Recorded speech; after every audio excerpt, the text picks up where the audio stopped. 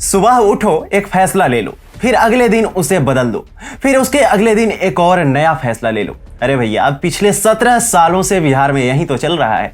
कुछ लोग बात तो ऐसे बदलते हैं जैसे कपड़े। हम यहाँ बात कर रहे हैं बिहार के मुख्यमंत्री नीतीश कुमार की।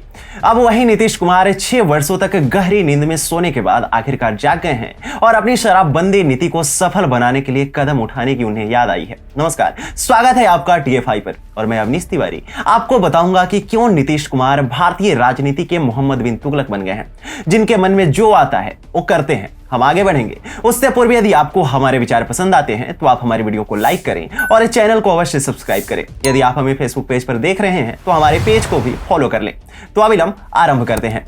नीतीश कुमार से उनकी सबसे बड़ी उपलब्धि के बारे में पूछा जाए तो जाहिर तौर पर शराबबंदी नीति को ही बताएंगे। जी हाँ, वही शराबबंदी नीति जिसका वो हर समय ढिंढोरा पीटते रहते हैं, जिसको लेकर अपनी खूब वाहवाही करते हैं और वोट भी बटोरते आए हैं।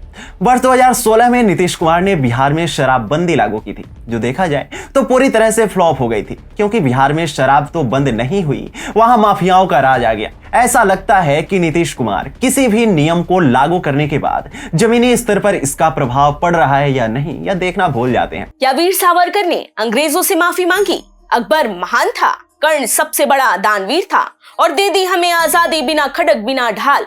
ये सब झूठ है, मिथ्या है, फेक है। ऐसी भ्रांतियों को फैलाने वालों का कपार फोड़ा जाएगा TFI के इतिहास और संस्कृति चैनल पर। ऊपर वाले लिंक को दबा के सब्सक्राइब करिए। खैर, अब शराबबंदी को लेकर अब 6 सालों बाद उनकी नींद खुली है और उन्होंने इसे लेकर फिर से एक बड़ा नियम लागू करने का निर्णय किया है। अभी कुछ ही दिनों पहले बिहार में नशा मुक्ति दिवस मनाया गया था। इस दौरान ही मुख्यमंत्री नीतीश कुमार ने एक बड़ा ऐलान करते हुए शराब का धंधा छोड़ देने वालों को बिहार सरकार की ओर से 1 लाख रुपए जीविकोपार्जन के लिए देने की बात कही थी। मुख्यमंत्री नीतीश कुमार ने यह भी कहा कि केवल शराब ही नहीं बल्कि ताड़ी बेचने वालों पर भी ये नियम लागू होगा कि अगर वो ताड़ी का धंधा छोड़कर नीरा बनने का धंधा करते हैं तो उन्हें भी पैसे मिलेंगे। इस फैसले का ऐलान करते हुए मुख्यमंत्री ने कहा कि बिहार में शराब के मामले में गिरफ्तारी तो होती दिख रही है, लेकिन उनकी गिरफ्तारी हो रही है जो शराब पीते हैं, उनकी गिरफ्तारी कम हो रही है जो शराब का धंधा करते हैं। नीतीश कुमार ने कहा कि असली धंधेबाज कहां पकड़ा जाता है, वो तो बाहर ही नहीं निकलता है। गरीबों को पकड़ने की आवश्यकता बिल्कुल नहीं है। जो गरीब थोड़ा बहुत शराब या ताड़ी बेचते हैं उनके लिए हम ये स्कीम लेकर आए हैं।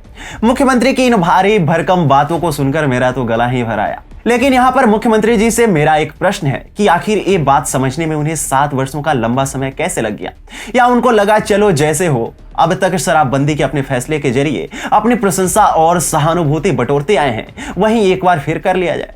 शायद इसीलिए ही नीतीश ने यह फैसला लिया है। वैसे ऐसा पहली बार नहीं है जब नीतीश कुमार कोई फैसला तो ले लेते हैं, लेकिन जमीनी स्तर पर उसका क्या प्रभाव पड़ रहा है, उसका लाभ जनता को हो रहा है या नहीं, इससे उनको कुछ भी लेना देना नहीं होता। उदाहरण के लिए आप 7 निश्चय योजना को ही ले लीजिए, जिसे नीतीश कुमार ने वर्ष 2015 में आरंभ किया था। यह नीतीश कुमार की महत्वाकांक्षी योजनाओं में से एक थी और इसका उद्देश्य बिहार को बेहतर राज्य बनाना था। 7 निश्चय योजना का लक्ष्य युवा पीढ़ी को शिक्षा प्रदान करना, कौशल विकास, शिक्षा के लिए ऋण, सभी गांवों में बिजली कनेक्शन, हर परिवार को पाइप वाले पानी की आपूर्ति प्रदान कर शहरी क्षेत्रों में सड़क और निकास व्यवस्था के माध्यम से आत्मनिर्भर बनाना था। परंतु नीतीश की यह योजना एक के बाद एक कर घोटालों में घिरी रही।